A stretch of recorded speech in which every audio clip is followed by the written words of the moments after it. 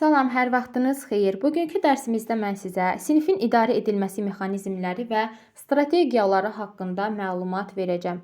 Ümumiyyətlə bu mövzumuz bizim yeni işə qəbul olunacaq olan müəllimlər, həmçinin də işləyən müəllimlər üçün vacib olan mövzulardan biridir. Ümumi şəkildə mən sizə sinifin idarə edilməsi haqqında məlumat verim. Biz bir müəllim kimi əyərləri sinifimizi düzgün şəkildə, düzgün mexanizmlərdən, düzgün strategiyalardan istifadə edərək dərsimizi idarə edə bilmiriksə, o sinifdə əlbəttə ki, xaos yaranacaq. Şagirdin davranışlarını idarə etmək çətinləşəcək. Artıq başlayacaqlar dərs prosesində lazımsız sözlər işlətməyə, öz aralarında mübahisə yaratmağa, öz aralarında danışmağa. Yəni burada müəllimdən çox şey asılıdır. Peşəkar müəllim sinifi düzgün şəkildə idarə etməyi bacarmalıdır. O sinifdə prosedurlar, qaydalar, gözləntilərdən istifadə etməlidir. Şagirdlərə bunlar haqqında məlumat verməlidir. Sinifi düzgün mexanizmlərdən, metodlardan istifadə edərək idarə etməyi bacarmalıdır. Yəni bir müəllim sinifi düzgün şəkildə idarə edirsə, orada təbii ki, uğurlu nəticələr də əldə etmək olacaq. Əgər zəif idarə olunan sinifdə effektiv öyrənmə baş verə bilməz. O cür sinifdə bayaq da dediyim kimi şagirdlər nizam-intizamsız davranacaqlar, bir-birlərinə qarşı hörmətli olmayacaqlar, artıq başlayacaqlar yersiz söhbətlər aparmağa, bir-biri ilə ünsiyyət qurmağa və belə olduğu halda da sinifdə nə olacaq? Xaos yaranacaq. Bu cür öyrənmə mühiti effektiv sayıla bilərmi? Əlbəttə ki, xeyr. Ona görə effektiv idarə olunan sinifdə isə öyrətmə və öyrənmə prosesi axıcı şəkildə olur. Yəni orada effektiv, gözəl şəkildə nəticələr də biz əldə edə bilərik. Sinifin idarə edilməsi, sinifdaxili münasibətlərin tənzimlənməsində, dərs zamanı baxın burada qeyd olunub.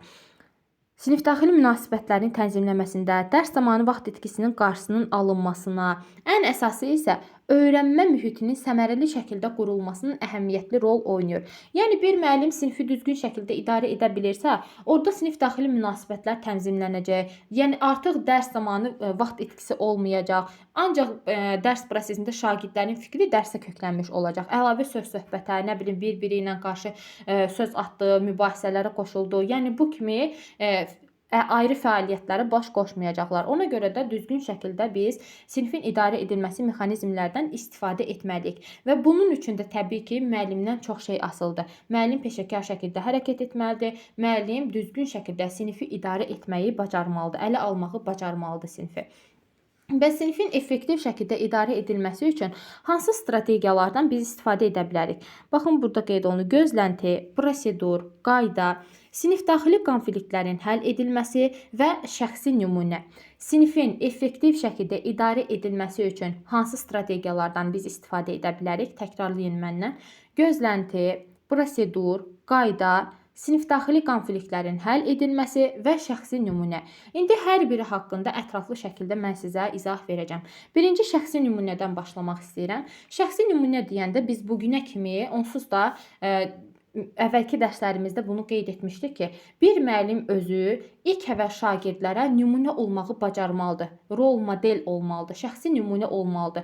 Həm öz geyimi ilə, həm keçimi ilə, həm danışığı ilə, həm hərəkətləri ilə, həm dediyi sözlərlə şagirdlərə bir növ nümunə olmağı bacarmalıdır. Əgərləri müəllim sinifdə özü nalayiq ifadələr işlədirsə, özü kobud şəkildə danışırsa şagirdlərlə, düzgün şagirdlərlə ünsiyyət qura bilmirsə, həmən sinifdə müəllim şagirdlərdən tələb edə bilərmi ki, bir-birinizlə qarşı düzgün ifadələr işlədin, ünsiyyətinizi düzgün qurun, zəhmət olmasa xahiş edirəm bu kimi sözlərdən istifadə edin, nitq etiketlərindən yerində istifadə, düzgün istifadə edin deyə.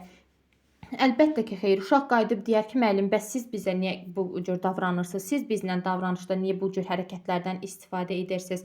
Ona görə müəllim ilk əvvəl özü şagirdlər üçün bir şəxsi nümunə olmalıdır, rol model rolunu oynamalıdır.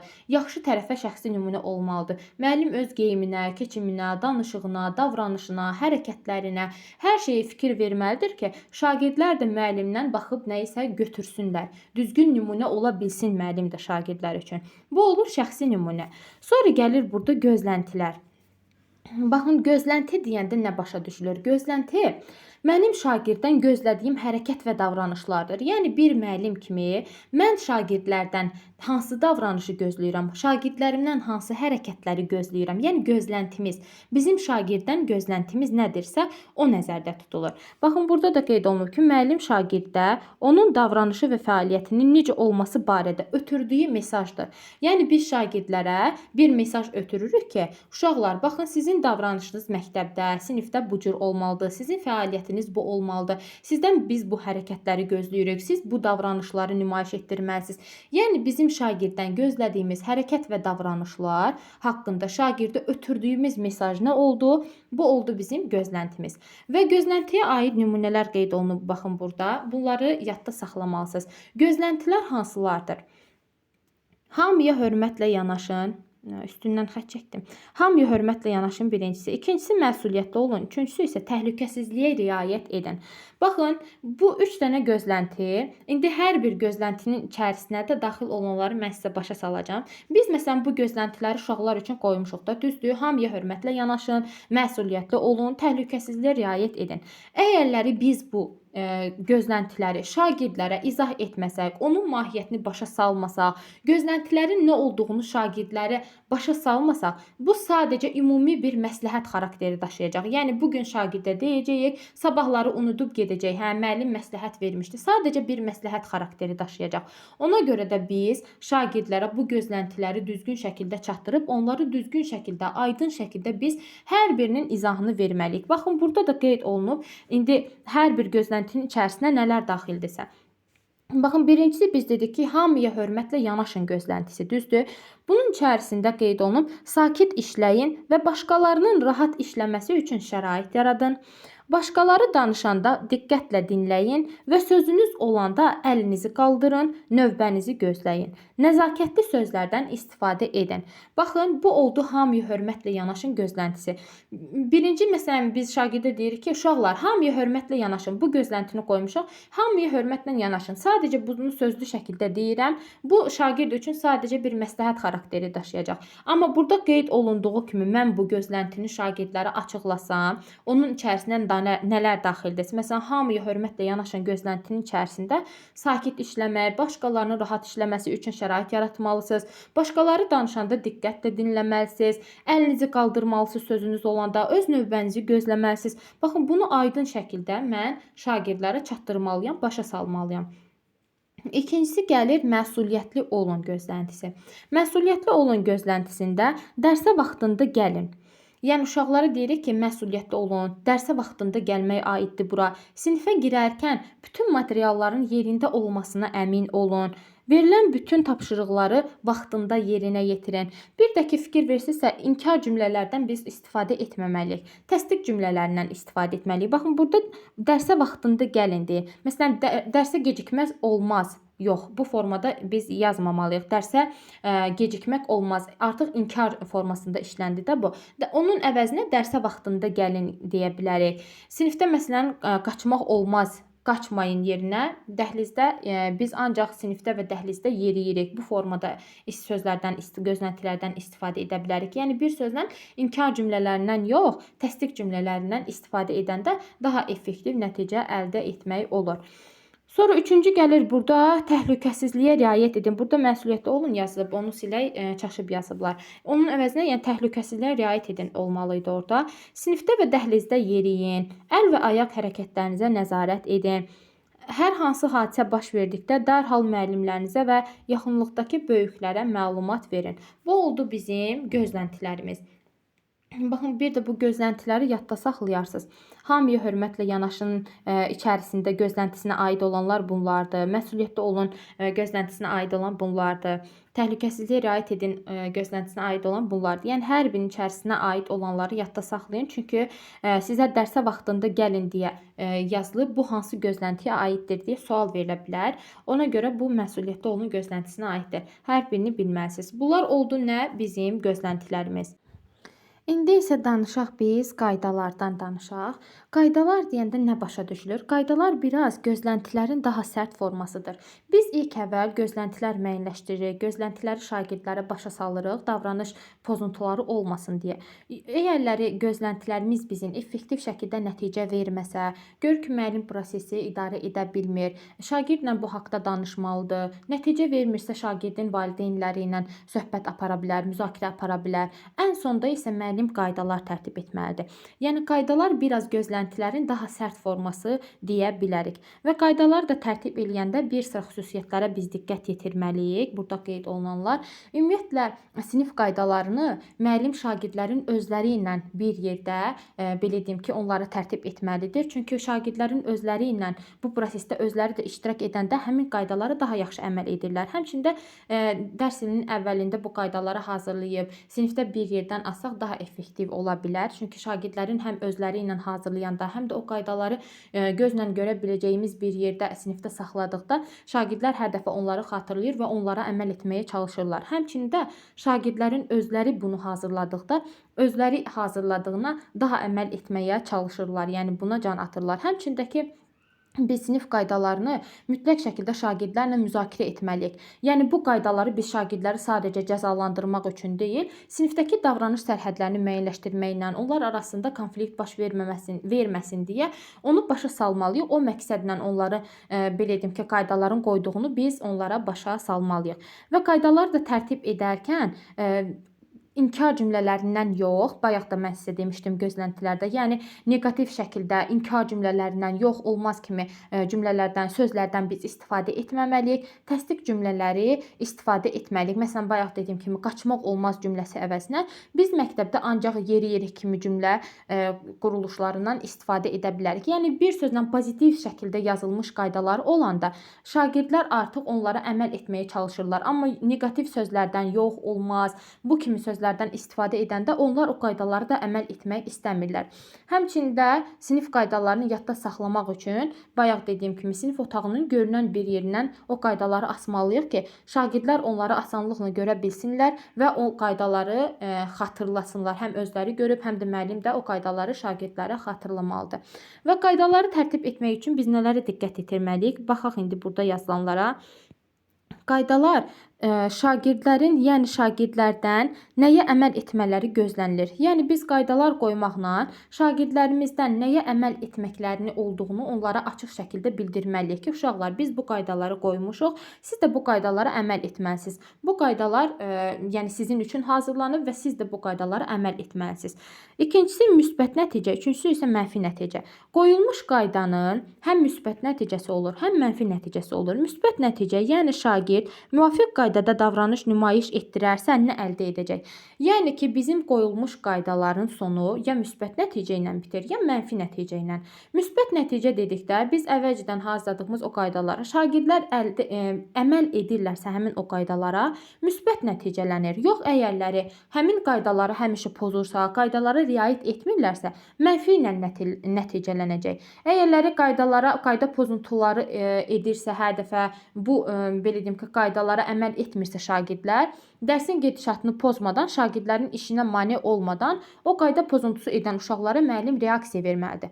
Amma qaydalara əməl edən, dərsin normal gedişatına kömək edən şagirdlər varsa, bu davranışı mükafatlandıra bilər, müəllim tərəfindən təriflənə bilər. Amma tərifləmə də biz bilirik ki, düzgün tərifləmə metodundan müəllim istifadə etməlidir. Necə tərifləmə metodundan istifadə etməliydik? Afərin, əhsən, sən dahisən, bu kimi sözlərdən biz istifadə etməməliydik. Çünki şagirdlərimizi biz qapalı düşüncə tərzinə keçirmiş olardıq. Şagirdlərə tərifləyərkən onların şəxsiyyətini yox, sadəcə davranışı, onların çəkdiyi əziyyəti, onların göstərdiyi səyi biz qiymətləndirməliydik. Yəni birbaşa şagirdin şəxsiyyətinə qiymətləndirmə, tərif yağdırmamalıyıq. Onun davranışına diqqət çəkərək biz tərifləməliydik.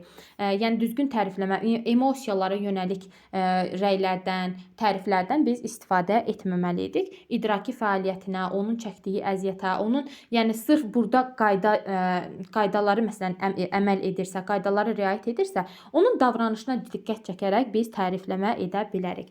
Və qaydalar haqqında yenə nə deyə bilərik? Bir də qaydaların sayı, baxın burada yadda saxlayın. Qaydaların sayı 3-5 arası olmalıdır. Yəni optimal say 3-5 arası qayda tərtib etməliyik. Çünki həddən artıq sayda qayda tərtib edəndə sinifi çərçivəyə salacaq. Şagirdlər onları yadda saxlaya bilməyəcəklər. Həmçinin də çox qaydalarla şagirdləri biz yükləyəndə onlar artıq o qaydalara əməl etmək istəməyəcəklər. Ona görə biz diqqət etməliyik ki, qaydaların sayı da çox olmasın, pozitiv dillə deyilmiş qaydalar olsun, negativ şəkildə yox, olmaz kimi sözlərdən, inkar sözlərindən istifadə etməməliydik, təsdiq cümlələrindən istifadə etməliydik və qaydaların sayı 3-5 arası olmalıdır. Bu xüsusiyyətlərə yadda saxlayın, testlərdə sizin qarşınıza çıxacaq. Həmçinin də müəllim özü sinif qaydaları izah edərkən, müəllim özü də bu qaydalara əməl etməlidir. Bayaqdan dediyim kimi rol model olmalıdır. Şagirdlərə bu qayda pozduqları halda onların nəyin gözlədiyini bildirməlidir ki, heç bir anlaşıqlıq olmasın. Və şagirdlər də niyə bu və ya qaydanın qoyulduğunun əhəmiyyətini bilməlidirlər. Bu qaydalar nə üçün qoyulub, bu qaydalar kim üçün qoyulub, nəyə görə biz bunlara əməl etməliyik? Bunları açıq, aydın şəkildə müəllim başa salmalıdır. Həm gözləntiləri, həm prosedurları, həm qaydaları, həm o biri belə deyim ki, müəllim özü şəxsi nümunə olmalı idi. Yəni bunların hamısını şagirdlərə müəllim izah etməlidir, mahiyyətini başa salmalıdır və təbii ki, şagirdlərlə bir yerdə özü də nə olmalıdır? Şəxsi nümunə olmalıdır. Özü də qoyulmuş qaydaya, prosedurlara, nə bilim gözləntilərə əməl etməlidir ki, dərs prosesində şagirdlər də müəllimə baxaraq əməl etsinlər. Qaydalar qoyulub, müəllim şagirdlərə özü onlara əməl etmirsə, özü nə bilim qışqıraraq nəsə uşaqlara nəyisə deyirsə, düzgün ünsiyyət qurmursa və yaxud da telefonla danışırsa dərs prosesi boyunca bu kimi hallar edirsə, təbii ki, uşaqlardan da nəyisə tələb etmək olmaz. Ona görə müəllim ilk əvvəl uşaqlar üçün bir şəxsi nümunə özü olmalıdır ki, şagirdlərdən də nəyisə tələb edə bilsin. Bu da oldu bizim qaydalarımız. İndi isə danışaq biz prosedurlardan. Prosedur nədir? Biz danışdıq gözləntidən, qaydadan, indi isə prosedurlara keçək. Prosedur ümumiyyətlə hər hansısa bir işdə ardıcıl şəkildə bir işi yerinə yetirmək, prosedur qoymaq.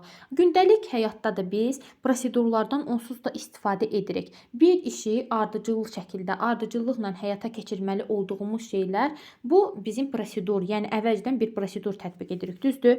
Prosedurlar insanların davranış və fəaliyyətlərini hansı qayda və ardıcıllıqla həyata keçirməli olduqlarını göstərir.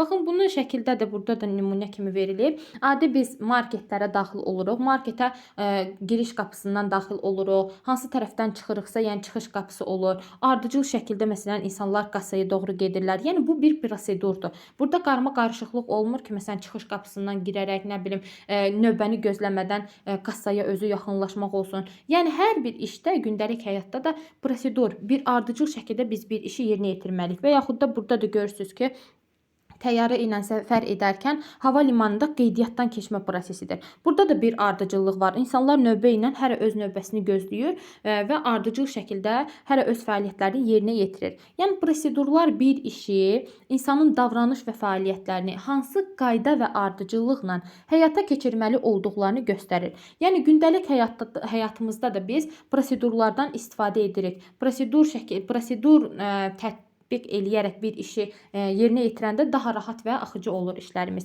Bunu dərs prosesindən də nümunə gətirim mən sizə. Məsələn ki, dərsə gecikən şagirdlər, uşaqlar olur da, düzdür? Dərsə gecikmə ilə bağlı müəllim şagirdlərə bir prosedur tətbiq edə bilər. Tutalım ki, adi vaxtda biz bilirik ki, bir akademik dərs saatı 45 dəqiqədir. Dərsə gecikib bir uşaq, həmən dərsin yarısından uşaq qapını döyür, içəri daxil olur. Müəllim artıq tutur onu söhbəti. Niyə gecikdin? Harda idin? Nə səbəbə görə gecikmisən? Artıq başlayır müəllim ona suallar verməyə. O biri uşaqlar da oradan nəsə deyəcək. Müəllim yalan deyir. Uşaq da başlayacaq özünə haqq qazandırmağa. Müəllim filan yerdə idim, elə olmuşdu, belə olmuşdu. Filan yerə getmişdim. Oradan o biri uşaqlar da deyəcək ki, müəllim yox, mən onu görmüşdüm. O orada idi, burada idi, yalan danışır. Artıq görürsünüz ki, burada proses fərqli fəaliyyətə yönəlmiş olur. Dərs prosesi pozulmuş olur. Yəni 45 dəqiqəmizdən artıq bir 10-15 dəqiqəsi burada şagirdlə boşu-boşuna söhbət etməklə keçir. Ona görə müəllim dərsə gecikmə ilə bağlı bir prosedur tətbiq etməlidir. Bir ardıcıl şəkildə bir fəaliyyət yerinə yetirməli etməlidir orada. Ümumiyyətlə biz bilirik ki, əvvəlcə müəllim gözlənti qoymalıdır ki, məsuliyyətli olun formasında gözlənti tərtib etməli idi sinifdə və məsuliyyətli məsuliyyətli olun gözləntisində dərsə vaxtında gəlmək olduğu da var idi. Şagirdə biz əvvəlcədən gözlənti müəyyənləşdirməliyik ki, uşaqlar baxın, dərsə gecikmək olmaz, məsuliyyətli olun. Dərsə vaxtında gəlməlisiniz. Bunu biz şagirdlərə bildirməliyik. Amma olur da uşaqlar indi gecikmə halları olur. Gecikən şagird varsa, müəllim bir prosedur tətbiq edə bilər. Uşaqlar, əgərləri siz gecikmisinizsə, əvvəlcədən bu proseduru şagirdlərə bildirir.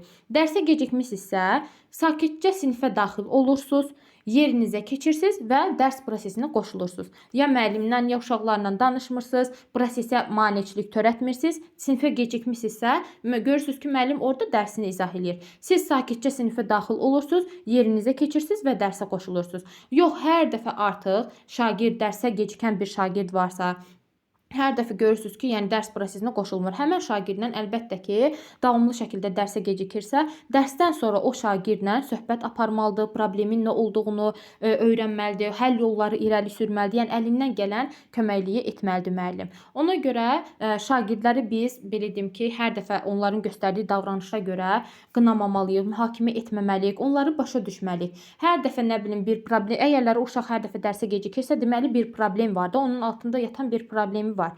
Onu araşdırmalıyıq, onun səbəbini soruşmalıyıq. Yoxsa elə müəllimlər var ki, hani dərsə gecikmirsən, səni yazacağam, qayıb 2 yazacağam, elə edəcəm. Mühakimə edir, uşaqları qınayır, onların üstünə gedir. Elə olduğu halda şagird artıq dərsdən özü dərsə qoşulmaq istəmir, dərsdən qaçmaq istəyir o müəllimin əlindən. Ona görə şagirdləri biz anlamalıyıq, başa düşməliyik. Hər dəfə təkrar bu dərsə gecikmə halları varsa, təbii ki, o şagirdin problemin nə olduğunu biz ortaya çıxartmalıyıq. Bu da oldu bizim prosedurumuz. Baxın, müəllim aşağıdakı hallar üçün əvvəlcədən sinif prosedurları tətbiq edə bilər. Burada qeyd olunanları oxuyarsınız. Məsələn, hansı vaxtlarda müəllim sinif prosedurları tətbiq edə bilər? Dərsə gecikən zaman sinifə daxil olanda, bayaq dediyim kimi sizə, diqqətin müəllimə yönəldilməsi lazım olanda, iş vərəqləri ötürəndə, dəhlizdə hərəkət edəndə, tapşırığı tez bitirəndə. Məsələn, tapşırığı tez bitirib şagird birbaşa müəllim mən bitirdim, tapşırığı tez bitirdim, hamıdan mən əvvəl bitirdim deyib qaçıb müəllimə tapşırığı təqdim etmək.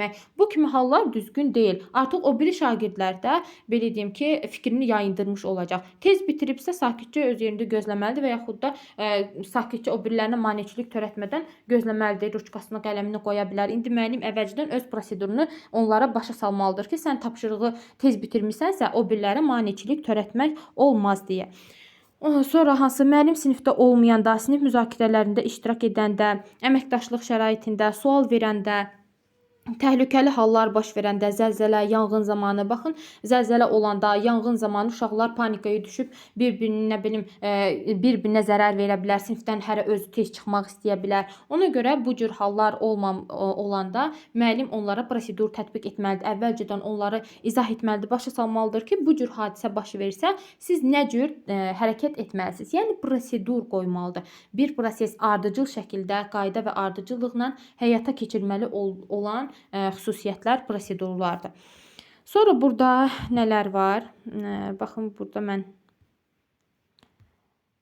bayaqdan qeyd etdiyim burada dərsə vaxtında gəlmək olduğu gözləntisi qoyulur. Sonra prosedur hazırlayır dərsə gecikən şagirdlər üçün. Sinifə sakitcə daxil oluruq, yerimizə keçirik, dərsə qoşuluruq. Baxın, bunları yadda saxlayın. Bir də bu tərəfdə sinif müzakirəsi proseduru qeyd olunub. Sinif müzakirəsi proseduru birinci danışanı diqqətlə dinləyir, baxışlarımızı ona yönəldirik, qarşılıqlı hörmətə riayət edirik, danışmaq istədikdə əllərimizi qaldırırıq. Baxın, bunları yadda saxlamalısınız. İndi istər əzbər, amma başa düşün. Yəni mən əzbərçiliyin tərəfdarı deyiləm. Sadəcə başa düşdükdə testin görən kimi siz onu xatırlayıb onsuz da düzgün variantı götürə biləcəksiniz. Əsas mahiyyətini başa düşün. Yəni sinif proseduru olanda bu cür tətbiq olunur. Şagirdlərin diqqətini müəllimə yönəltmək üçün prosedur. Müəllim əlini qaldıranda şagirdlər qələmləri yerə qoyurlar, müəllimə baxırlar və sakitcə müəllimi dinləyirlər. Bir də müəllimdən kömək istəmək üçün olan prosedurlar. Şəhadət barmağını qaldırmaq, səbirlə müəllimin bizi görməyini gözləmirik, səbirlə müəllimin bizə yaxınlaşmasını gözləyirik. Baxın, bunları yadda saxlayarsınız. Çünki buradakı ifadələr verilərək sizə, məsələn, şagirdlər qələmləri yerə qoyurlar, müəllimə baxırlar. Bu hansı prosedurlara aiddir deyə sual düşə bilər. Bu, məsələn, şagirdlərin diqqətini müəllimə yönəltmək üçün olan prosedurdur. Ona görə bunları yadda saxlayarsınız. Sonra burada şagirdlərin prosedurları riayət etməməsinin səbəbləri hansılardır? Biz prosedurları qoymuşuq, məsələn, şagirdlərə əvvəlcədən bildirmişik. Bəs bu uşaqlar prosedurlara nəyə görə əməl etmir? Əməl etməməsinin burada 3 dənə əsas səbəbi var. Hansılardır bu 3 dənə səbəb? Birincisi odur ki, müəllim prosedurun nədən ibarət olduğunu öyrətməyib. Yəni şagirdlərə prosedur haqqında məlumat verməyib. İkincisi odur ki, şagirdlərə prosedurlara necə riayət etmək olduğunu öyrətməyib. Yəni proseduru tətbiq edib, proseduru şagirdə başa salıb, amma ona necə riayət etmək olduğu haqqında məlumat verməyib. Üçüncüsü isə müəllimi sinfi prosedurlarla idarə etməyə vaxt sərf etmir. Yəni öz vaxtını prosedurlarla idarə etməyə sərf etmir. Çox müəllim onu artıq belə deyim ki, göz ardı eləyir, özünə əziyyət vermir, bu prosedurları, gözləntiləri heç müəyyənləşdirmir, qaydaları heç qoymur. Ona görə bu 3 dənə əsas səbəbi var. Bunlar testdə də sizin qarşınıza çıxacaq. Ona görə bunları yadda saxlayarsınız. Və prosedurun öyrədilməsində 3 dənə addım var. 3 dənə addım hansılardır? Bunu da yadda saxlayırsınız. Çünki testlərdə bu da sizin qarşınıza çıxacaq ki, prosedurun öyrədilməsində 3 dənə addım hansılardır? Öyrət, məşq et, bir də möhkəmləndir. Yəni biz proseduru şagirdlərə öyrətməliyik, məşq etdirməliyik və şagirdlərdə həmin o proseduru möhkəmləndirməliyik. Və 3 dənə addım hansılar oldu? Prosedurun öyrədilməsində 3 addım. Öyrət, məşq et, möhkəmləndir. İndi bir dənə nümunə verilib burada. Bu nümunə üzərində də başa salım. Əslində burada söz yığınağı çoxdur, amma asandır. Yəni mövzu uzun olsa da, söz yığınağı çox olsa da sadə-sadə şeylərdir. Yəni özünüz də kitabdan oxuyaraq bunları yadda saxlaya bilərsiniz. Məsələn, burada müəllim sinifin evə buraxılması prosedurunu müəyyənləşdirib. Evə buraxılması prosedurda ardıcıllıq var. Evə getməzdən əvvəl stolun səliqəlidirmi? Stolun ətrafı təmizdirmi? Ev tapşırığımı götürmüşəmmi? Baxın, adi uşaqlar görürsünüz ki, dərs prosesində müəllim zəngin neçə dəqiqə qalıb. Elə uşaqlar var ki, ancaq saata baxır. Hər kəsin də çantasında saatı var indi uşaqların və axırıncı dərsdə olanda uşaqlar istəyirlər ki, tez dərs bitsin və evə getək. Və o vaxtı müəllim şagirdlər üçün prosedur qoymalıdır. Zəng vurulan kimi elə uşaqlar var ki, birbaşa qaçırlar qapının, nə bilim, qapının hamı bir yerdə qaçır, bir-birini zədələyir. Artıq başlayırlar bir-birinin aralarında mübahisə yaranmağa, dalaşmağa. Sən məni itələdin, o məni itələdi. Əşyaları qalır, kitab dəftəri qalır, kiminsə ruçkası, qələmi qalır orada yadlarından çıxıb. Ona görə bu cür halların baş verməməsi üçün müəllim nə etməlidir? Sinifin evə buraxılması prosedurunu tətbiq etməlidir. Əvvəlcə evə getməmişdən əvvəl stolun üstü səliqəlidirmi? Stolun ətrafı təmizdirmi? Ev tapşırığını götürmüşəmmi? Bunları təqdim etməlidir. Və prosedurun öyrədilməsi. 3 dənə addım var dedik axı biz burada. Birincisi prosedurun öyrədilməsidir. Prosedurun öyrədilməsində şagirdlərə biz deyirik ki, dərsin sonuna 2 dəqiqə qalmış, mən sizə xəbər verəcəm. Siz partanızı və ətrafınızı təmizləyəcəksiniz, evə götürməli olan şeyləri yoxlayacaqsınız, yalnız bu zaman evə getməyə hazır olacaqsınız. Mən yaxşı yol deyəndə siz sinifi tərk edəcəksiniz. Müəllim proseduru öyrətdi şagirdlərə, prosedur haqqında məlumat verdi. Mən sizə 2 dəqiqə qalmış dərsə xəbər edəcəm. Partanızın ətrafını təmizləyəcəksiniz, evə götürməli olan bütün əşyaları yoxlayacaqsınız. İkincisi məşq etdi. Biz artıq dərsimizin son 2 dəqiqəsini məşq edəcəyik. Bu bizim evə buraxılmaq üçün hazırlıq vaxtımızdır. Mən sizə dedikcə siz yoxlayın. Partam səliqəli və təmizdir. Kitablarımı və mənə məxsus əşyaları götürmüşəm. Partamın ətrafı təmiz və səliqəlidir. Mən yaxşı yol deyəndə getməyə hazırsınız. Və burada da müəllim partaların arası ilə gəzməlidir. Şagirdlər sual verdikcə özü də yoxlamalıdır onlarla və möhkəmləndir. Möhkəmləndirdə də artıq hər gün bu prosesi, yəni bir var ki, proseduru uşaqlara deyirsiniz ki, hər dəfə bu ardıcıllıqla siz bu prosedura əməl edəcəksiniz. Amma onu möhkəmləndirmirsə, onu hər gün müəllim şagirdlərini yerinə yetirmirsə, o artıq elə belə hal alacaq. Yəni artıq şagirdlər həmin prosedura əməl etmək istəməyəcəklər. Ona görə də bu proseduru hər gün yerinə yetirməlidir ki, uşaqlar artıq bu proseduru nə üçün etdiklərini başa düşsünlər və prosedura hər dəfə də əməl etsinlər. Və ümumiyyətlə bir şeyi, bir vərdişin insanda formalaşması üçün, onun bacarığa çevrilməsi üçün 21 gün vaxt lazımdır. 21 gün davamlı şəkildə bir şeyi təkrar-təkrar həyata keçirirsə, insanda artıq vərdişə çevriləcək o. Yəni ki, vərdiş halını alacaq da. Ona görə proseduru möhkəmləndirilməsi 21 gün davamlı şəkildə biz o proseduru hər gün davamlı şəkildə yerinə yetirməliyik ki, şagirdlərdə o möhkəmlənsin. Artıq avtomatikləşsin də, yəni bir növ vərdiş halını alsın. Uşaqlara artıq demədən də onlar artıq hər dəfə dərsin sonuna 2 dəqiqə qalmış o proseduru özləri artıq yerinə yetirmiş olacaqlar. Özləri əməl etmiş olacaqlar. Partalarını yığışdıracaqlar, səliqəliyə baxacaqlar, əşyaları götürüblərmi, nə bilim öz lazım olan bütün ev tapşırığını falan götürüblərmi, hamısını diqqətlə yoxlayacaqlar və prosedura əməl etməyə çalışacaqlar. Ona görə bu 3 dənə addım vacibdir. Sonra gəlir orada təcrübədə sinifin idarə edilməsi üçün lazım olan strategiyalar. Baxın, burada da qeyd olunub, bunları da oxuyarsınız. Mən yəni bunlar olduğu kimi elə düşəcək, imtahanda da düşsə sizə. Təcrübədə sinifin idarə edilməsi üçün lazım olan strategiyalar hansılardır? Aydın prosedur olmalıdır, yüksək gözləntilər, qaydalar yaradılmalıdır və bunları da təbii ki, şagirdlərə öyrətməliyik. Yanlış davranışın nə ilə nəticələnəcəyini şagirdlərə aydın şəkildə izah etməliyik. Dərs ilinin ilk gündən qoyduğumuz prosedur, qayda və gözləntilərə həm özümüz əməl etməliyik, həm də şagirdlər tərəfindən riayət olunmasında israrlı olmalıyıq, israr etməliyik. Uşaq olduğunuz vaxtları yaddan çıxarmayın və tez-tez gülümsəyin. Şagirdlərin davranışını hamının gözü qarşısında müzakirə etməyin. Yəni təbii ki, hər hansı bir davranış bir şagirdə görürüksə, arzu olunmayan bir davranış varsa, onu hər kəsin gözünün qarşısında o şagirdlərlə müzakirə aparmamalıyıq. Onunla fərdi şəkildə söhbət apara bilərik. Və o biri xüsusiyyətləri də oxuyarsınız. Yəni onun izahı çox uzatmaq istəmirəm. Sonra bir də burada sinifin effektiv idarə edilməsinin sinifdə öyrənməyə təsiri nədən ibarətdir deyilir. Şagirdlər tam şəkildə dərsə cəlb olunurlar. Şagirdlər onlardan nə gözləndiyini bilirlər və adətən uğur qazanırlar. Vaxt itkisi, çaşqınlıq, dərs pozuntusu demək olar ki, müşahidə olunmur. Sinif mühiti şagird yönümlü, eyni zamanda da rahat və xoşa gələn olur. Yəni təbii ki, düzgün şəkildə biz sinifimizi idarə ediriksə, orada effektiv şəkildə öyrənmə baş verəcək.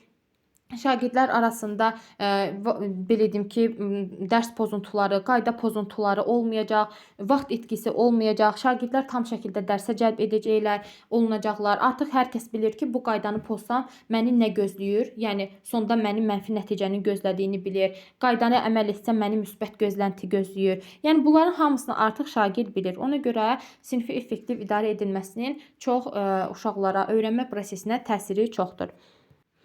Sonra gəlir burada sinif daxili konfliktlərin həll edilməsi. Ümumiyyətlə, sinif daxili konflikt deyəndə mübahisə deməkdir, yəni konflikt mübahisədir. Bilirik ki, sinifdə təbii ki, uşaqlar arasında konfliktlər, mübahisələr baş verə bilər. Təbii ki, bu konfliktləri həll etmək üçün də müəllimin burada peşəkarlığı vacibdir. Yəni, müəllim sinifi düzgün şəkildə idarə etməlidir ki, şagirdlər arasında konflikt də baş verməsin. Amma hər nə qədər olsa da, sinifdə biz bilirik ki, uşaqlar arasında konflikt baş verə bilər, tənəffüs zamanı baş verə bilər, elə dərs prosesində də baş verə bilər, amma müəllim düzgün şəkildə idarə etməlidir. Lap tənəffüsdə də konflikt baş versin. Ən çox da daha çox 6-7-ci siniflər arasında bu konfliktlər daha çox müşahidə olunur. Yuxarı siniflərə çıxdıqca artıq bir-birlərini başa düşməyə, empatiya hissi formalaşmağa başlayır. Ona görə biz şagirdlərə deyirik ki, empatiya hissini formalaşdırmalıyıq bir müəllim kimi. Özlərini bir-birinin yerinə qoymağı bacarmalıdırlar, bir-birinin keçirdiyi hissləri başa düşməlidirlər. Amma bu 6-7-ci sinifdə olanda bu cür konfliktlər biraz qaçınılmaz olur. Bəs sinifdə konfliktləri həll etmək üçün hansı yollardan biz istifadə edə bilərik? Konfliktlərin həll edilməsinin 3 spesifik yolu var. Hansılardır? Hansı yollardan istifadə edə bilərik? Sinif iclaslarının keçirilməsi, yazılı şəkildə ortaq dəyərlərin yaradılması, xüsusi müəllim strategiyaları. Baxın, sinif iclaslarının keçirilməsi deyəndə bir danışaq indi. Sinif iclası ümumiyyətlə valideyn iclası ilə qarışdırmayın. Valideyn iclası ayrıdır, sinif iclasları ayrıdır. Sinif iclasları müəllimin şagirdlərlə keçirdiyi iclaslardır, amma valideyn iclası isə xüsusi olaraq valideynlər şagirdləri biz məktəbə dəvət edərək valideyn iclaslarının keçirilməsidir. Burada şagird və müəllimlərin rəsmi şəkildə yığışması, sinif iclasları şagirdlərə lazımi formada davranmağın öyrədilməsi və möhkəmləndirilməsi baxımından güclü bir vasitədir. Əgərləri sinifdə şagirdlər arasında hər hansı bir konflikt baş veribsə, həmin o konflikti müzakirə etmək üçün sinif iclası keçirir. İndi deyə bilərsiniz ki, müəllim, hər hansı bir konflikt baş verəndə onu sinifdə müzakirə etmək hamı ilə birlikdə müzakirə etmək düzgündürmü? Biz demişdik ki, şagirdi müzakirə prosesinə çevirmək, bir şagirdi valideynlər iclasında müzakirə prosesinə çıxarmaq bu təbii ki, yol verilən hal deyil. Amma burada söhbət nədən gedir? Sinif daxili konfliktlərin həll edilməsi, düzdür. Sinifdə yaranır da bu konflikt. Uşaqlar artıq bu konfliktdən xəbərdardır. İki uşaq arasında da bu konflikt baş veribsə, sinif daxili konfliktdir. Artıq uşaqlar o hadisəyə şahid olublar, müşahidə ediblər ki, bu uşaqlar arasında konflikt baş verib. Yəni onlar da bu hadisənin içindədirlər. Ona görə də sinif daxili konflikt olanda bu konfliktləri, bu baş vermiş konflikti sinifdə müzakirə edə bilərik və daha çox dəyirmi görürsüz. Burada da dəyirmi masa formasında oturub şagirdlər. Bu formada artıq bu konflikti biz müzakirə edə bilərik. Və bu konflikti həll etmək üçün burada yollar var. Baxın, göstərim sizə. Əvvəlcə müəllim burada problemin xülasəsini, konflikti təqdim edir. Yəni konflikt nədir, problem nədirsə onu ortaya qoyur. Sonra hər iki tərəf şagird növbə ilə öz problemi tərəfindən şərh edir. Sonra başlayırlar hər bir şagird problemin nə olduğunu öz tərəfindən şərh edir. Yəni ki, nəyə görə bu konflikt baş verib, nəyə görə bunlar arasında bu problem baş veribsə, biz hər iki tərəfi dinləməliyik. Qrupdakı şagirdlərə imkan yaradılır ki, problemin həll yolu kimi öz təkliflərini bildirsinlər. Yəni artıq o biri prosesdə iştirak edən şagirdlər də bu problemi həll etmək üçün öz təkliflərini bildirə bilərlər. Sonra konfliktdə olan iki şagird oradan uzaqlaşaraq ikisi bir yerdə təklikdə bu məsələni necə həll edəcəklərini qərarlaşdırıb geri qayıdaraq sinifə məruzə edirlər. Sonra isə o konflikt yaranan uşaqları ayrıca bir yerə göndəririk. İkisi bir yerdə təklikdə danışır. Bu məsələni öz aralarında həll edirlər, yəni müzakirə aparırlar və öz qərarlarını verib geri qayıdaraq sinifə məruzə edirlər. Həmçində burada bir dənə yumru çarxdan istifadə edə bilərik. Yəni fırladan çarx olur ya, onun üzərində biz bir neçə söz yaza bilərik. Baxın, burada mümkün yollar var. Mümkün həll yolları aşağıdakı kimi ola bilər. Həmin o çarxın üstündə bunlardan, bu cümlələrin hər bir çarxın üstünə bu cümlələrdən, sözlərdən yazıb o çarxı fırladırıq. Hansının üstünə düşsə, artıq şagirdlər onu eləyir. Məsələn, üzr istəmək düşübsə, bir-birlərinin üzr istəyib məsələ bağlanır. Çıxıb getmək, yəni hadisə yerini tərk edə bilər. Amma bu təbii ki, çıxış yolu deyil. Baş verənlərə məhəl qoymamaq, yəni göz ardı etmək, artıq bu məsələni bir dəfəlik bağlamaq da ola bilər. Növbəti sinif iclaslarının gündəliyinə daxil etmək, sakitləşmək üçün birdən 10-a kimi saymaq, qarşı tərəfə əl sıxmaq, başqa seçim etmək. Ya bir-biri ilə əl sıxıb barışır, ya qucaqlaşırlar, ya nə bilim bir-birindən üzr istəyirlər. Bu kimi özümüz də təbii ki, bir çox yollar, əlavə yollar orada əlavə edib yaza bilərik onun üstündə. Bu mümkün həll yollarıdır. Bir də bunu qeyd edeyim ki, ümumiyyətlə burada gözləntilərdir, qaydalardır, prosedurlardır, konfliktlərin həll edilməsi yollardır. Bunlar hamısı bizə kitabda verilmiş, yəni şərti formada verilmiş olan xüsusiyyətlərdir. Amma müəllimin özünün də fəaliyyətinə qalıb, özünün peşəkarlığına qalıb. Yəni müəllim başqa yollardan da istifadə edərək öz sinifini düzgün şəkildə idarə edə bilər. Qaydalar, gözləntilər, prosedurlar müəyyənləşdirə bilər. Başqa konflikti həll etmək yolları. Baxın, burada da məsələn həll yolu kimi sadəcə bizə nümunə kimi verilib də, düzdür? Amma müəllim özünə də qalıb burada, özünün peşəkarlığına da qalıb. Özlərindən yeni yollar da axtarıb orada əlavə edə bilər. Və sinif iclasları şagirdlərdə aşağıdakı uzun müddətli sosial bacarıqları da inkişaf etdirir. Şagirdlər bu sinif iclasları vasitəsilə fikirlərini və baxışlarını konstruktiv şəkildə ifadə etməyi bacarır, kreativ düşünə bilir, yəni yaradıcı düşünə bilir şagirdlər. Digərləri ilə problem həll edə bilir. Öz davranışlarını digərləri üzərində təsiri barədə refleksiya edə bilər. Başqalarının davranışının ona necə təsir etdiyini mədəni şəkildə bildirə bilər. Baxın, bunları bilirəm, söz yığınağı çoxdur. əzbərləməsəz də mahiyyətini başa düşdükdən sonra testlərdə də ayırd edə biləcəksiniz. Və sinif iclaslarında iclasları təşkil etməklə şagirdlər bir-birinə qarşılıqlı hörmət etməlidir. Burada dürüstlük və mehribanlıq olmalıdır. Bir də bir-birlərini fəal şəkildə dinləməyi bacarmalıdırlar. Bu oldu bizim sinif iclaslarının.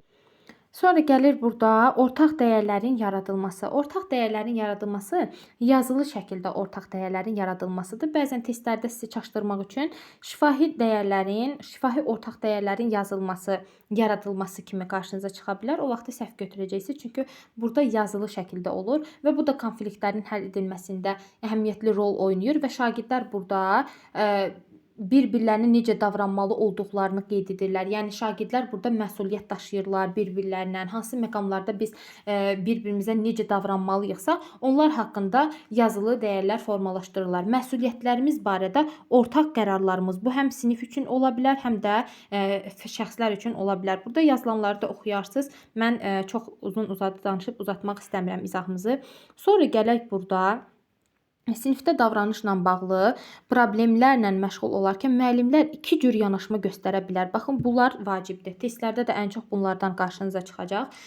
Burada deyirik ki, yəni sinifdə hər hansısa bir problem baş verəndə müəllim bu problemlərə necə yanaşma göstərir? Müəllim özünü necə idarə edir? Yəni şagirdlərə qarşı hansı reaksiyanı verir? Bu iki cür yanaşma olur. Reaktiv və proaktiv yanaşma.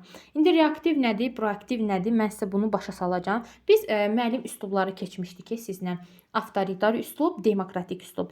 Bir növ onunla qarşılaşdırma edərək mən sizə başa salacağam. Baxın, reaktiv yanaşma göstərən müəllimlər baş verənlərlə bağlı əvvəlcədən hazırlanmış heç bir plan yoxdur. Baxın, reaktiv yanaşmada yadda saxlayırsınız ki, məsələn, sinifdə hər hansı bir konflikt baş verib. Bu konflikt baş verirsə, şagirdlər sinifdə xaos yaranırsa, bir-birindən mübahisə yaranıb, dərs prosesindən artıq kənar fəaliyyətlərə yol verilirsə, deməli, burada nə olacaq? Deməli, burada bu sinifdə müəllimin düzgün şəkildə mexanizmi, strategiyası yoxdur sinifi idarə etmək üçün. Əvvəlcədən hazırlanmış bir planı yoxdur. Bu sinifdə nə bir gözlənti tərtib edib müəllim, nə bir qayda müəyyənləşdirilib, nə bir prosedur tətbiq edib. Yəni, bunlar yoxdur. Ona görə də artıq sinifdə xaos yaranır. Belə olduğu halda da hər hansı bir konflikt baş verdi, xaos yarandı. Nə edəcək artıq müəllim? Başlayacaq uşaqlara cəza verməyə, hədə-qorxu getməyə, qışqırmağa onların üstünə. Yəni, onlara artıq sərt şəkildə davranış nümayiş etdirməyə başlayacaq. Bu hansıdır? Reaktiv yanaşmadır. Yəni, bir növ avtoritar üsluba keçmiş olacaq. Müəllim hegemonluğu olacaq orada. Mən dediyim olacaq deyəcək. Yəni, ancaq mən necə istəyirəmsə o formada olacaq deyəcək müəllim. Ona görə bu reaktiv yanaşmadır. Əvvəlcədən heç bir planı yoxdur. Heç bir planı yoxdur. Açar məqam kimi yadda saxlayırsınız ki, sinifdə baş vermiş konfliktləri müəllimin əvvəlcədən hazırlamış bir planı yoxdur. Ona görə də hər hansı bir problem yaranan zaman qışqıraraq, hədə-qorxu gedərək, şagirdlərə cəza tətbiq edərək reaksiya verir. Bəs proaktiv necə olur? Proaktiv isə P hərfi ilə yadda saxlaya bilərsiniz. Proaktiv, yəni planı olan müəllim. P hərfi ilə yadda saxlayın ki, müəllimin əvvəlcədən hazırlanmış bir planı var. Yəni, burada müəllim hər hansı bir konflikt baş verərsə, əvvəlcədən o konfliktin həll yolları ilə bağlı bir plan hazırlayıb, bir plan tərtib edib. Orada o sinifli gözlənti tərtib edib, qayda, prosedur. Yəni, bunların hamısını əvvəlcədən müəyyənləşdirir, əvvəlcədən hazırlanmış bir planı var. Bu peşəkar bir müəllim kimi yadda saxlaya bilərsiniz. P hərfi peşəkar, bir də ki, P hərfi planı olan müəllim. Və bu cür müəllim daha çox demokratik üslubda olan müəllimlərlə üst-üstə düşür. Yəni, müəllim əvvəlcədən orada prosedurdur, qaydadır, gözləntidir, tətbiq edib, şagirdlərə sağlam psixoloji bir mühit yaranıb. Və burada da sinif pozuntusu baş verməmişdən qabaq bu cür pozuntuların qarşısını alan bir planı var. Çünki belə bir müəllim bilir ki, sinif otağındakı bir problemi, nömrəli problem nizam-intizamın deyil, qayda, prosedur, rutin, iş rejiminin, yəni sinifin akademik nailiyyəti üçün sinifi təşkil edən planın əksikliyi ilə əlaqədardır. Proaktiv müəllim problemlərin baş verməsinin qarşısını almaq lazım olduğunu bilir. Yəni, hər hansı bir problem baş verməsin deyə əvvəlcədən artıq bu cür müəllimlərin bir planı olur. Özündə bir qayda, prosedur, gözlənti tərtib edib ki, hər hansı bir mexanizmlər, strategiyalar müəyyənləşdirib ki, həmən sinifdə baş verə biləcək olan konfliktlərin, problemlərin yolunu alsın. Əvvəlcədən bir planı var. Peşəkar müəllim də deyə bilərik. Bu da oldu bizim yanaşmalarımız. İki cür yanaşma, reaktiv yanaşma, proaktiv yanaşma oldu. Bir də sinifdaxili konfliktlərin həll edilməsində biz son olaraq nə demişdik? Xüsusi müəllim strategiyaları demişdik, düzdür? Xüsusi müəllim strategiyaları ümumiyyətlə müəllim sinifdə baş verən konfliktləri aradan qaldırmaq üçün özü üçün xüsusi olaraq strategiyalar da müəyyənləşdirə bilər. Bunlardan biri buz qıran strategiyalarıdır. Buz qıran strategiyası adından da göründüyü kimi buz qıran. Şagirdlər arasında hər hansı bir problem varsa, onlar arasında bir gərginlik varsa, onların arasında olan buzları əritmək üçün istifadə olunan bir strategiya.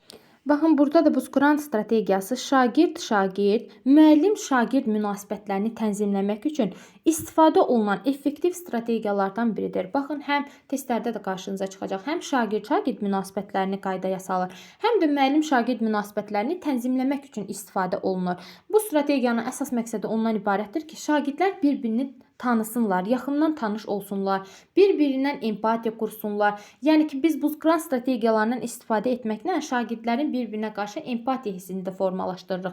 Bir-birini başa düşürük, özləri haqqında artıq məlumatlı olurlar. Şagirdlər özləri haqqında bir-birindən məlumatları bölüşürlər ki, hə, mənim sevdiyim idman növüm filan idman növüdür, kitablarım budur, bu musiqi janrını xoşlayıram, mənim hobbilərim bunlardır. Yəni artıq şagirdlər bir-biri haqqında məlumatlı olmuş olurlar, bir-birini sevdiyi şeylər nədir, hobbilər hansılardır, bunlar haqqında məlumatlı olmuş olurlar və şagirdlərdə empatiya hissi də formalaşmış olur. Bir-birlərinin yerinə qoya bilirlər, onların keçirdiyi hissləri keçirə bilirlər, bir-birlərini anlaya bilirlər. Bu olur buz qıran strategiyaları.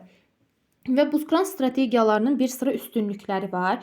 Bir-biri ilə tanış olmağa kömək edir şagirdlərə, bir-birinə inam yanadır, məlumatları sərbəst bölüşməni təmin edir, təhlükəsiz öyrənmə mühiti yaradır, səmərəli öyrənməni təmin edir, şagirdlər arasında utancaqlığı aradan qaldırır. Çünki elə uşaqlar var ki, bir-birinə münasibət qura bilmirlər, bir-birinə danışa bilmirlər, ya təzə gəlmiş uşaqlar olur sinifə. Ona görə də bu strategiyanı tətbiq etməklə effektiv olur, həm də ki, uşaqlar arasında o utancaqlıq aradan qaldırır. Bir də bunu qeyd edim ki, buz qıran strategiyalar daha çox akademik ilin əvvəlində tətbiq edilir. Amma ehtiyac yaranarsa, o biri vaxtlarda da biz istifadə edə bilərik. Amma ən çox akademik ilin əvvəlində tətbiq olunur. İndi onun aparılma qaydalarını da izah verəndə tordan danışacağıq, tor strategiyasından. Məsələn, onu da keçirmək üçün bir 20-25 dəqiqə vaxt lazımdır da bizə dərs prosesində. Ona görə tədris ilinin əvvəlində biz bunu etsək, daha effektiv olur. Sonra şagirdlər arasında gərginlik götürülür, kommunikasiyanı asanlaşdırır, yəni ünsiyyəti asanlaşdırır, şagirdlərin aktiv iştirakını təmin edir. Bunlar buz qıran strategiyalarının üstünlükləridir. Buz qıran strategiyalardan həm canlı dərslərdə, əyani dərslərimizdə, həm də distant onlayn dərslərdə istifadə edə bilərik. Və buz qıran strategiyalarını necə tətbiq edə bilərik? Bunu tətbiq etmək üçün də bir sıra yollardan biz istifadə edə bilərik. Baxın, bunları yadda saxlayarsınız. Buz qıran strategiyaları üçün yollar. Amma yenə deyirəm, bunlar şərti şəkildə verilib bizə kitabda. Hər bir müəllimin özündən, öz peşəkarlığından asılıdır. Buz qıran strategiyası kimi başqa bir strategiyadan, özünün yaradıcılığına, kreativliyinə əsaslanır. Başqa yollardan da istifadə edərək şagirdlər arasında konfliktləri həll edə bilər. Birinci, burada sevdiyin aforizmi yaz. Şagirdlərə tapşırılır ki, hərə bir aforizm desin. Yəni, hamı bir-birinin yazdığını dinləyir. Sonra hər bir şagird çox bəyəndiyi aforizmi seçərək ona qısaca 2-3 cümlə ilə öz fikrini bildirir ki, yəni onun yazdığı aforizminə öz fikrini bildirmiş olur. Sonra sənin keçmişini, indiki, gələcəyini təsvir edən 3 dənə söz yaz. Şagirdlər burada artıq kağızlarda özlərini təsvir edən 3 dənə söz yazacaqlar və bir-birlərinin arasında bölüşdürəcəklər. Sonra onları sinifdə müzakirə aparmış olacaqlar ki, hə, sənin keçmişin nədir, indiki nədir, gələcəyin nədir, hansı belə deyim ki, məqsədlərin var. Bunları artıq 3 dənə söz formasında yazıb şagirdlər öz aralarında bölüşdürüb müzakirə aparacaqlar. Sonra sənə məxsus olan unikal xüsusiyyətini təsvir et. Şagirdlər burada öz xüsusiyyətlərini yazacaqlar, onları siniflə paylaşacaqlar və onlar bir yerdə müzakirə olunacaq siniflə. Artıq şagirdlər, burada məqsəd nədir? Şagirdlər arasında bir-birlərini yaxından tanısınlar və şagirdlər arasında olan buzlar ərisin, yəni gərginlik aradan qaldırılsın. Sonra paylaşımlardan birini seç və ona cavab yaz. Bu da necə aparılır? Paylaşımlardan birini seçib ona cavab yaz. Dərsdən bir gün əvvəl şagirdlər müəllimin göstərişi ilə onlayn platformada hər hansı bir sosial şəbəkədə bir dənə post paylaşırlar və şagirdlər həmin o postun altını, yəni o postun şagird tərəfindən yazdığını oxuyurlar və onun altında nəsə bir şərh yaza bilərlər və yaxud da kimin postunu daha çox bəyəndiyini növbəti dəfə dərsdə gəlib müzakirə apara bilərlər ki, sənin paylaşımın mənim çox xoşuma gəlmişdi, sən orada onu qeyd etmişdin. Artıq yəni bir-birlərinin paylaşdımlarına rəy bildirmiş olacaqlar. Absurd suallar. Absurd suallar isə şagirdlərə burada əgər sözü ilə başlayan suallardır. Yəni biraz düşündürücü suallardır şagirdlər. Qrupa bölünür və əgər sözü ilə başlayan suallar, düşündürücü suallar təqdim olunur. Əgər hamının ideal yaşı olsaydı nə baş verərdi? Əgər insanlar maksimum 40 yaşına qədər yaşasaydı, həyat necə olardı?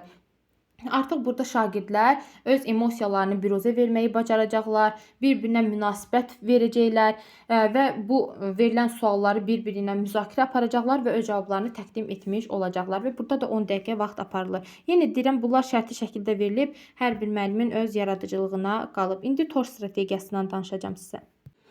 Deməli, TOR strategiyası hansı formada aparılır? Şagirdlər birinci dairə formasında düzülürlər və şagirdlərdən birinə yumaq verilir. Yəni yumaq sapdır da. Şagird yumağın ucunu barmağına 2-3 dəfə dolayır və başlayır özü haqqında danışmağa. Mənim məsələn adı, soyadı, ailə üzvlərim budur, mənim hobbilərim bunlardır, mənim qardaşım, 2 dənə qardaşım var, bir bacım var. Artıq başlayır şagird özü haqqında məlumat verməyə. Digər şagirdlər də ona diqqətlə qulaq asırlar və özü ilə müqayisə aparır. Uyğunluq olanda uşaq deyir mən də deyərək səslənmiş olur artıq. Məsələn, deyir ki, mənim bir bacım var, 2 qardaşım varsa, artıq o bir uşaqlar dinləyir. Mənim də deyir, bir qardaşım, 2 bacım var. Elə olduğu halda əlində olan yumağı şagird həmən o səslənən şagirdə ötürür, lakin sapın ucunu barmağından açmır.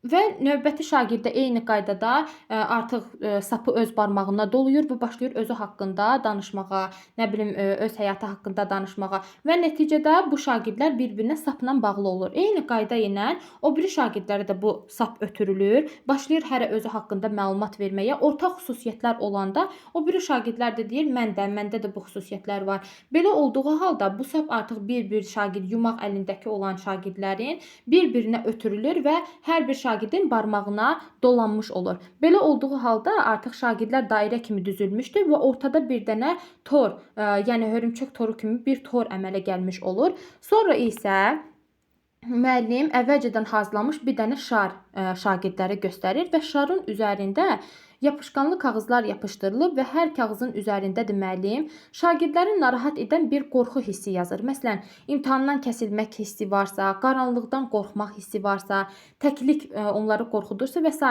Yəni şagirdləri narahat edən məsələləri həmin o şarın üstündə yazıb kağızlarla yapışdırırlar. Sonra isə o şarı dairənin mərkəzində yaranan torun üzərinə atır müəllim. Tor əyərləri seyrək olan yerlərdə şarın yerə düşdüyünü görürlər. Sıx olan yerlərdə isə şar havada qaldığı müşahidə olunur. Və bu zamanda müəllim uşaqlara deyir ki, uşaqlar, baxın, ortaq cəhətlərimiz həyatda bizim rast gələcəyimiz çətinlikləri həll etməyimiz üçün bir olmağımızı təmin etməyimizi izah edir. Yəni şagirdlərə deyir ki, müəllim, biz həmişə bir yerdə olsaq, siz bir-birinizə qarşı həmişə hörmətlə, bir-birinizlə qarşı mehriban olsaq, həmişə bir-birinizin əlini tutsaz, həyatda baş verən çətinliklər, sizin qarşınıza çıxan problemləri də asanlıqla həll edə bilərsiniz. Amma yox, sizin aranızda həmişə gərginlik olarsa, həmişə bu cür negativ hallar baş verərsə, siz o konfliktləri həll edə bilməyəcəksiniz. Yəni bunun haqqında müəllim artıq şagirdlərə məlumat vermiş olur və şagirdlər də bunu başa düşür, onlarda bir stimul yaranmış olur. Və bu da təbii ki, dərsin 20-25 dəqiqə vaxtını alır. Ona görə də biz deyirik ki, Buzqran strategiyalarını şagirdlər arasında akademik ilin, dərs ilinin ilk günündə tətbiq olması məsləhət görülür. Çünki vaxt biraz çox getdiyi üçün ona görə ilin əvvəlində etməliyik. Amma təbii ki, lazım gələrsə müxtəlif vaxtlarda da biz tətbiq edə bilərik. Və Buzqran strategiyaları seçilən zaman nəzərə alınmalı olan xüsusiyyətlər var. Onlar hansılardır?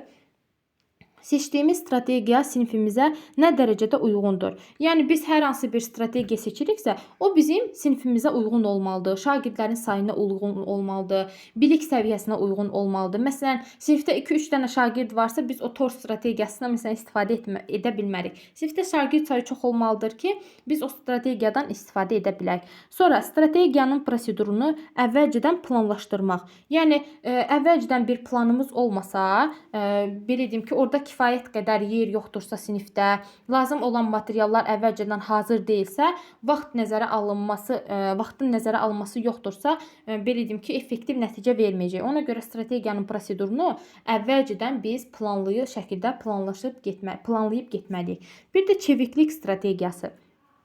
Çeviklik strategiyası da müəllim plana uyğun, yəni hər hansı bir strategiyanı, məsələn TOR strategiyasını tətbiq edirsə sinifdə, bu uyğun şəkildə baş tutmaya bilər. Yəni burada müəllimin çevikliyi, düzgün şəkildə adaptasiyası vacibdir. Yəni müəllimin əvvəlcədən hazırlanmış bir başqa planı olmalıdır. Çünki o belə deyim ki, strategiya effektiv nəticə baş verməsə, proses biraz fərqli tərəfə köklənmiş olacaq. Yəni ona görə çevik olmalıdır müəllim. Bu strategiyası uğurlu olmasa, istifadə etdiyi, onun B planı olmalıdır əvvəlcədən hazırlanmış. Bu da oldu bizim buzqıran strategiyalarımız. Bilirəm söz yığınağı çoxdur, izahımız biraz uzun oldu, amma çalışdığım qədər qısa tutmağa çalışdım izahımızı. Amma yenə deyirəm, söz yığınağıdır, rahat mövzudur, həmçinin də vacib olan mövzulardan biridir. Burada verilmiş olan ifadələr, strategiyalar, mexanizmlər şərti şəkildə verilib. Hər bir müəllimin, yenə təkrar edirəm, peşəkarlığına qalmış bir şeydir. Hər bir müəllimin özündən asılıdır. Yeni strategiyalar, yeni metodlar, yeni mexanizmlərdən istifadə edərək öz sinifini idarə etmək. İzahımız bu qədər.